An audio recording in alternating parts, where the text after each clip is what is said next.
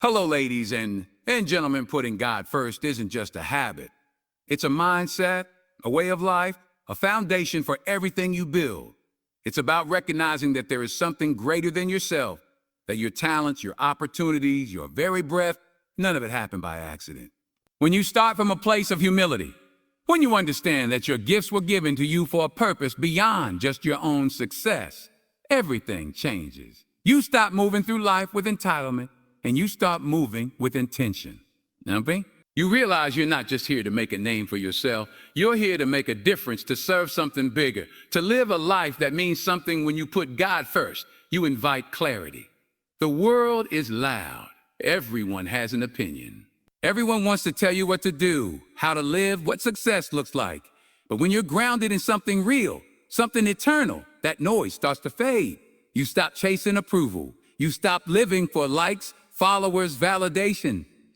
Instead, you move with purpose, with peace, because you know who's guiding you. You can't be moved by fear when your steps are ordered. You can't be stopped by doubt when you know who you are. Putting God first isn't always flashy. It's not always easy. It means making tough choices. It means walking away from what looks good to the world but doesn't feel right in your spirit. It means saying no when it would be easier to say yes. It means integrity behind closed doors. Discipline when no one's watching, prayer when the pressure gets heavy. But those small choices, those quiet sacrifices, they build a life that lasts. They build character. When character builds legacy, there's a difference between talent and anointing. Talent can impress, but anointing transforms. Talent might get you in the room, but character and calling will keep you there. When you put God first, you don't just chase success, you walk in favor. And favor will take you places hustle can't reach. Doors will open that no one can shut. Opportunities will find you when you stay faithful, when you stay rooted, when you stop trying to force everything and start trusting in the timing. And it's not about being perfect. We all fall short. We all make mistakes. Putting God first doesn't mean pretending to have it all together. It means admitting that you don't. It means surrendering control, trust in the process, and leaning on grace. It's about starting every day with gratitude, with prayer, with a mindset that says, God, I don't know what today holds, but I trust you with it. That simple act of alignment, it brings strength. It brings peace. It brings direction. There will be seasons where it feels like nothing's working. You put in the hours, do the right thing, stay the course, and still face silence. But that's when faith kicks in. That's when you lean in deeper, pray harder, and keep moving forward. Because you're not living based on what you see. You're living based on what you believe. And faith will always take you further than fear. Success without purpose is just achievement without fulfillment. You can have all the money, all the recognition, all the applause, and still feel empty if you're not connected to your source. But when you put God first, success becomes something more. It becomes service. It becomes impact. It becomes legacy. You realize it's not just about making it. It's about lifting others as you rise. It's about using your voice to speak truth, using your platform to build others up, using your influence to make a difference. When God is at the center, you don't just live, you live well. You don't just survive, you operate in peace while others panic. You show grace when others break. You walk into rooms with confidence, not because of who you are, but because of who walks with you. That kind of confidence can't be faked. That kind of power can't be taken away. Putting God first shifts everything. It shifts your priorities. It shifts your mindset. It shifts your heart. You start making decisions that align with your calling, not just your ambition. You stop settling for what's good and start waiting for what's God. And when you do that, when you live from that place of alignment, there's no limit to where you can go or what you can become, because your success isn't just about you anymore. It's about the lives you touch, the light you carry, the difference you make. That's the kind of success that lasts. That's the kind that matters. That's the kind that starts when you put God first. Failure is not the opposite of success. It is a part of it. It is the process, the fire, the habit of falling forward means understanding that you will you will mess up, and you will be knocked down. But you will always fall in the direction of growth, in the direction of purpose. When you fall forward, you fall with intention. You're not just going down, you're going through. Every mistake becomes a lesson. Every setback becomes a setup. Every closed door becomes redirection. That's what falling forward is all about. is about not letting fear of failure stop you from moving. Because the truth is, fear has never built anything. Fear has never created anything worth remembering. But courage, the kind that lets you try, fail, and try again. That's where greatness is born. Too many people wait for perfection. They wait for the right time, the right resources, the perfect plan. But if you wait for everything to line up perfectly, you'll never start. Falling forward means you go anyway, even when it's messy, even when it's uncertain, even when you don't have all the answers. You move, you take the step. And if you fall forward. You learn, you adjust, and you keep going. That's the habit that separates the ones who dream from the ones who build. Action over hesitation, faith over fear, progress over perfection. People see the highlight reels. They see the success stories, the wins, the applause. What they don't see are the thousands of hours behind the scenes, the failures, the breakdowns, the rejections. Every great person you admire has failed, often and hard, but they didn't let that be the end. They didn't let a no define them. They didn't crumble when things didn't go their way. They kept showing up. They kept falling forward. You have to develop that resilience, that mindset that says, even if I fall, I'm still going to land closer to my goal than if I stood still. That's what it means to fall forward. And failure is not always loud. Sometimes it's quiet. It's not getting the job you wanted. It's watching someone else get the opportunity you prayed for. It's trying something and realizing it's not what you thought it would be. But those quiet moments of disappointment, they're just as powerful. They shape you. They humble you. They teach you who you are and what you're made of. And if you let them, they can push you to new levels you never would have reached. If everything had gone according to plan, there is power in the comeback. There's beauty in the bounce back. When you fall forward, your story gains depth. You develop empathy. You understand struggle. And that makes you a better leader, a better friend, a better version of yourself. People who've never failed don't know how to relate. But people who've been through the fire, who've fallen on their face and gotten back up, they carry something different. They have wisdom, they have grit, and they have the right to speak because they've lived it. Falling forward also means you stop attaching your worth to your outcome. You realize that your value isn't in whether you succeeded or failed today. It's in the fact that you showed up, that you tried, that you're still standing. That kind of mindset frees you. It frees you from shame. It frees you from fear. And it gives you the courage to take risks, to go after what you want with everything you've got. Because you know that even if you fall, you'll fall forward. There is no such thing as wasted failure. If you're paying attention, every fall is a teacher. Every rejection is redirection. Every disappointment is preparation. Some of the best things that ever happened to you didn't feel good when they happened. Some of the greatest breakthroughs came right after the hardest breakdowns. That's not coincidence. That's the process. That's how God builds character. He doesn't just hand you success. He grows you into the kind of person who can carry it. So don't be afraid to fail. Don't be afraid to mess up. Don't be afraid to put yourself out there and fall flat. Because that's how you get better. That's how you build strength. That's how you find your lane. Just don't fall back. Don't retreat. Don't shrink. Fall forward. Fall with faith. Fall with fire in your spirit. Fall knowing that every time you do, you're getting closer, stronger, wiser, and more ready for what's next. And when you get up, and you will get up, you'll be better because of it. Because you didn't let the fall define you.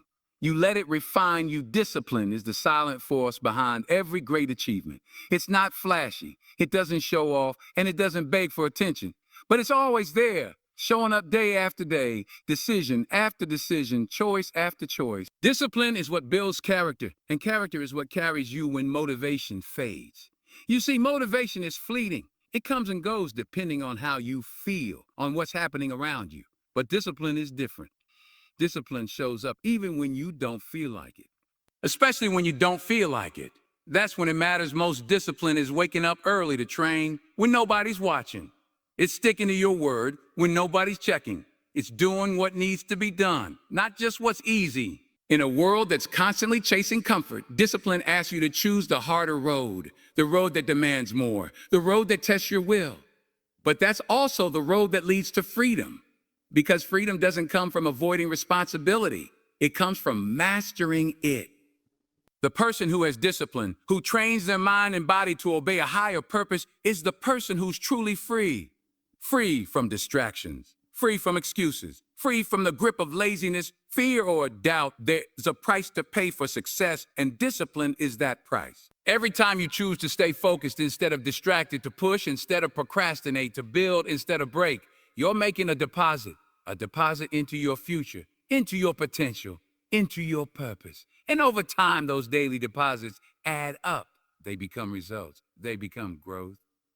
They become breakthroughs. But it all starts with discipline, not talent, not luck, not even opportunity. Because talent without discipline is wasted. Luck without discipline is lost. An opportunity without discipline is meaningless. The truth is, the dream you're chasing is only as real as your discipline.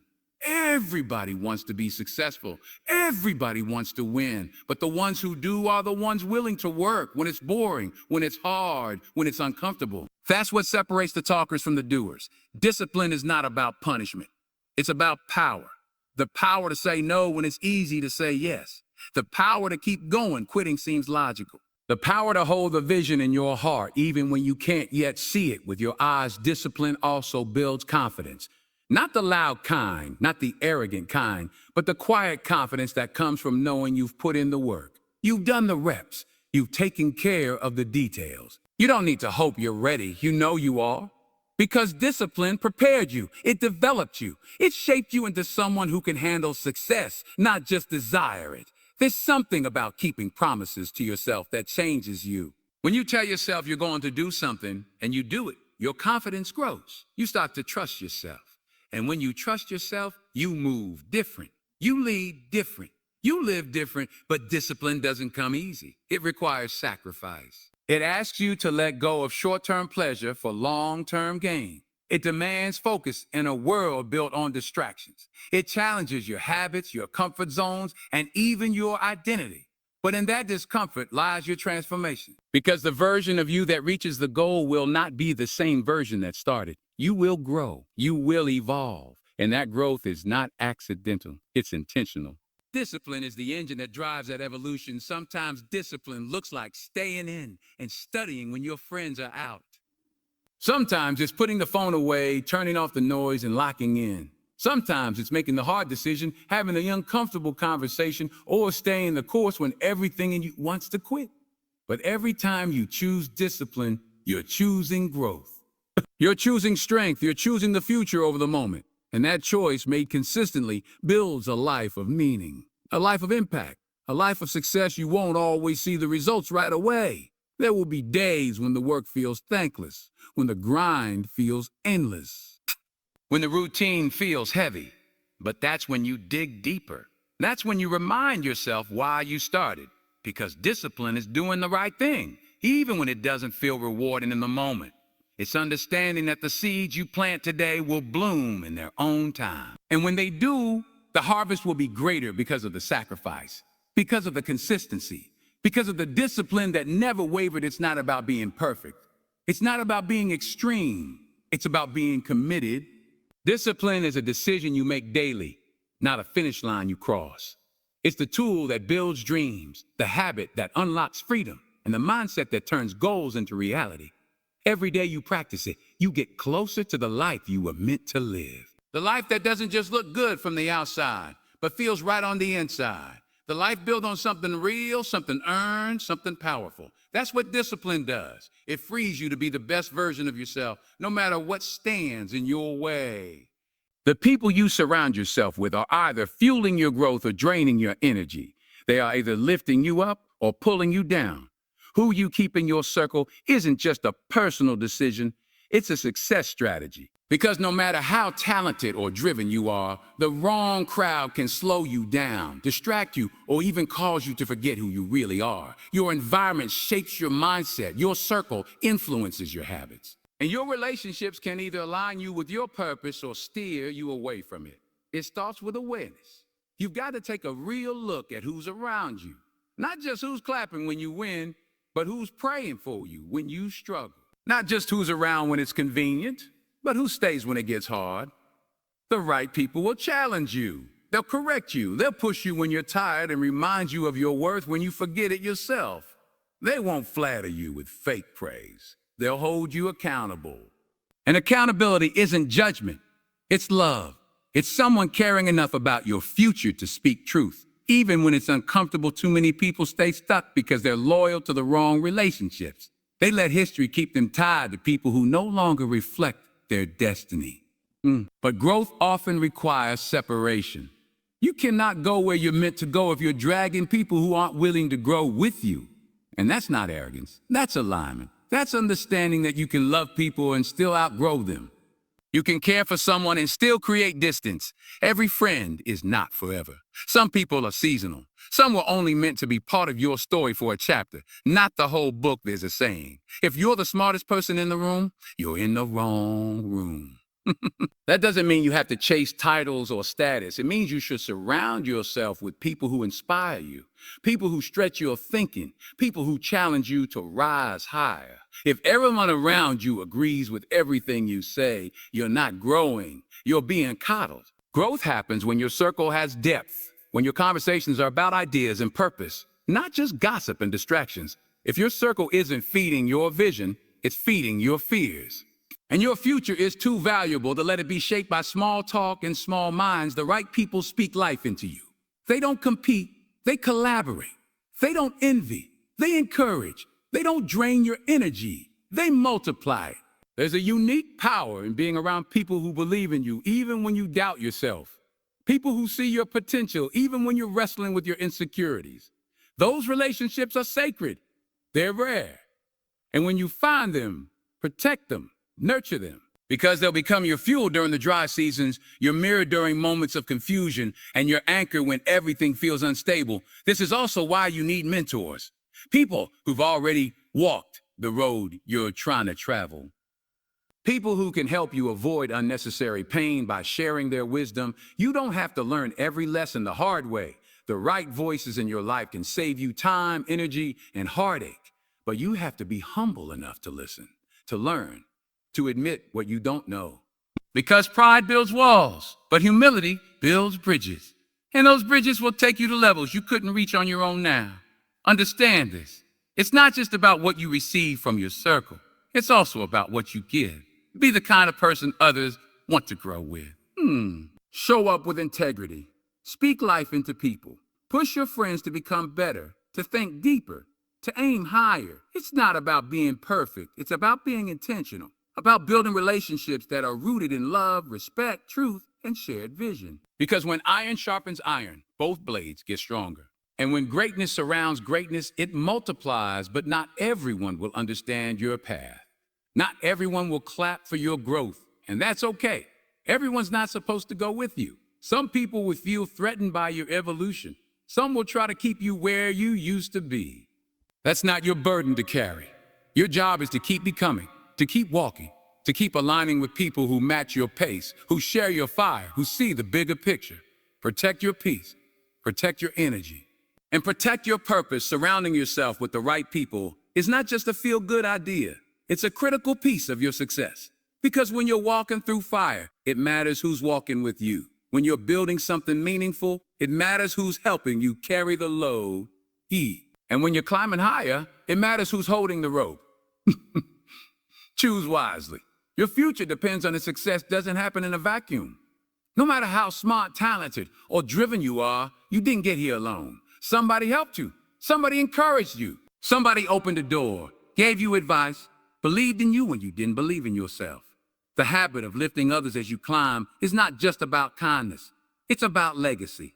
It's about understanding that true success isn't measured by what you have, but by what you give. It's about realizing that the climb means nothing if you get to the top and look around and see no one else there, because you never reach back to pull someone up with you. When you lift others as you climb, you shift the culture around you. You change the room. You change the energy. You break cycles. You show people what's possible, because for some folks, it's not a lack of talent that's holding them back. It's a lack of belief, a lack of support.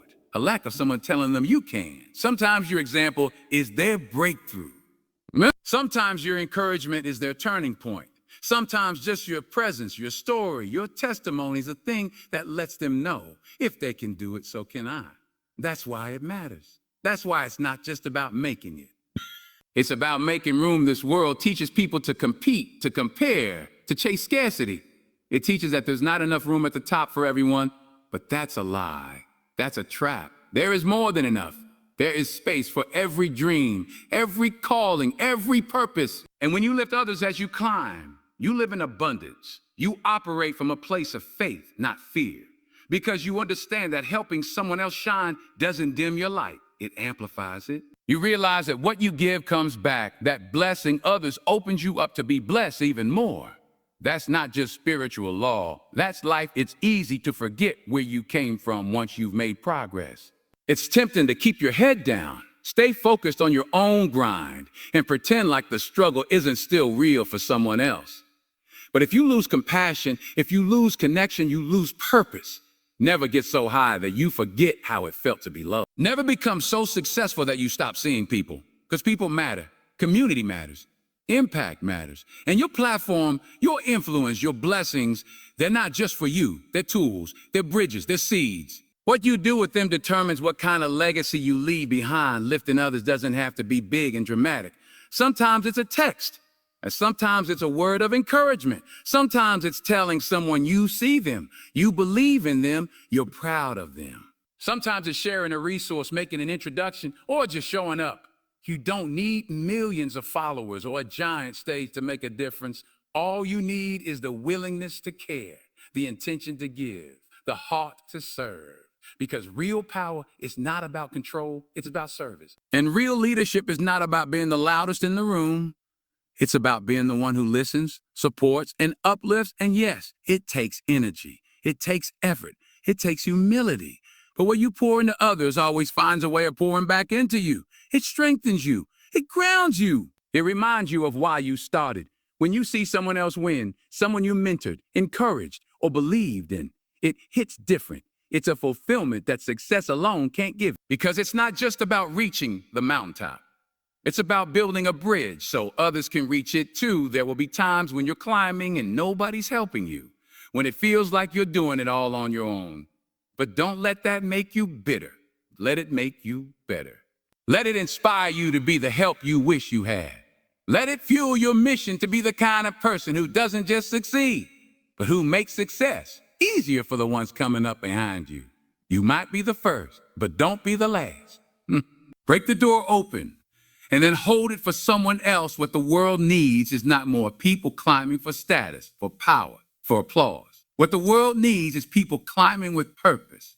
People who understand that their climb is not just about elevation. It's about transformation. It's about using your journey to heal, to teach, to inspire, to lead. When you lift others as you climb, you create a ripple effect. You make a mark that outlives titles, trophies, and timelines. Because long after people forget what you did, they'll remember how you made them feel. They'll remember the opportunities you gave, the words you spoke, the hope you carried. So keep climbing, keep growing, keep breaking through. But don't do it alone. Don't do it in silence. Use your story, use your strength, use your success to build a ladder for someone else. Because that's what greatness really looks like. Not just reaching the top, but bringing others with you on the way there. The habit of gratitude is one of the most powerful forces in life. It's not just about saying a thank you when things go your way. It's about recognizing the blessings in every moment, even when life is challenging. Gratitude shifts your perspective, allowing you to see opportunities where others see obstacles. It grounds you, reminding you of what truly matters. When you cultivate a grateful heart, you attract more reasons to be thankful. It's a cycle that feeds itself, leading to a more fulfilling and successful life.